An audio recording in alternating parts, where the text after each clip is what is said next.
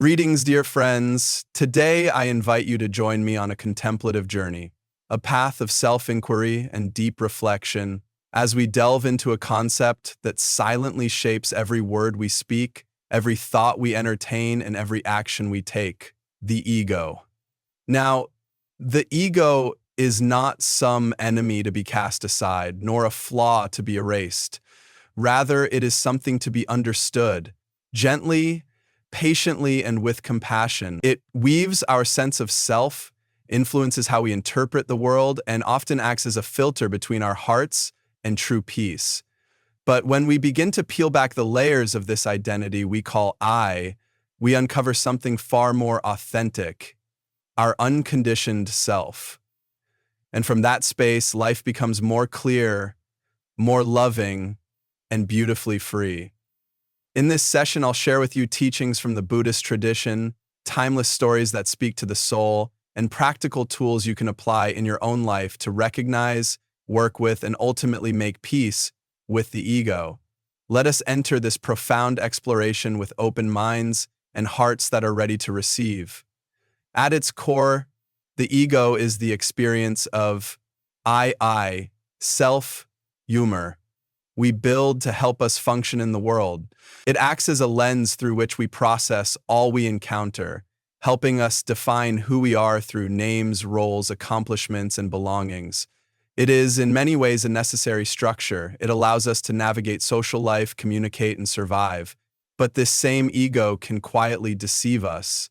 It can convince us that we are separate, alone, or superior. This illusion of separation becomes a source of great suffering.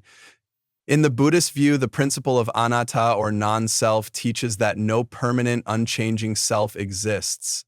The ego, in all its forms, is fluid and impermanent, like passing clouds across an open sky. When we truly understand this, we begin to loosen the grip of the ego. We stop taking its stories so seriously.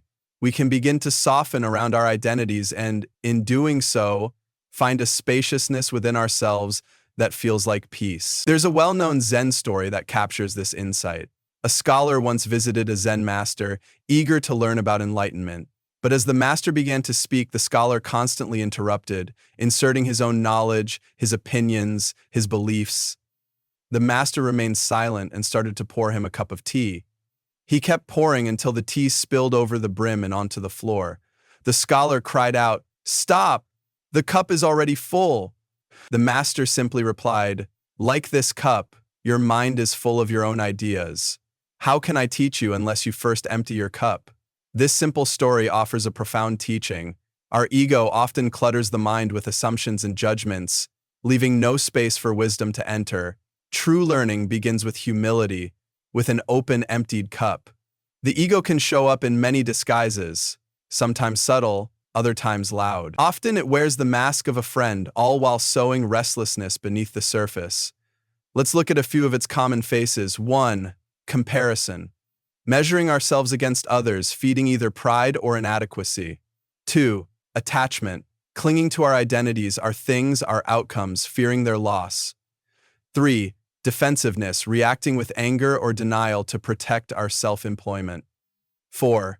Control. Wanting to manipulate life, forcing it to conform to our expectations. By gently recognizing these patterns, we can begin to disarm the ego and invite peace to take root. The life of Siddhartha Gautama, the Buddha, is a luminous example of transcending the ego. Born a prince, wrapped in wealth and status, his identity was carefully curated by comfort and control, but he saw through it. He realized that even immense privilege could not shield him from suffering, and so he walked away. He chose a life of inquiry and stillness. Through meditation and inner exploration, he came to see the ego for what it was: an illusion at the heart of human suffering. His journey reminds us that awakening doesn't come from indulging the ego, but from witnessing it, understanding it, and releasing our attachment to its voice. When the ego is at the wheel, we find ourselves caught in endless cycles, desiring more, fearing loss, never feeling quite enough. Its voice tells us that joy is found in accomplishments, in validation, in possession. But genuine peace, true fulfillment, arises from within. It's found in remembering that we are deeply interconnected with all life. By understanding the ego, we can 1. Grow compassion. When we see how others are ruled by their own egos, we meet them with kindness, not blame. 2. Ease suffering. Letting go of ego-driven wants and fears brings a quiet stillness to the heart. 3. Live authentically. Beyond the masks and roles, we begin to live from the depth of who we really are. A wise story, often told, speaks of a grandfather who tells his grandson, "Inside each of us are two wolves. One is filled with anger, fear, and greed.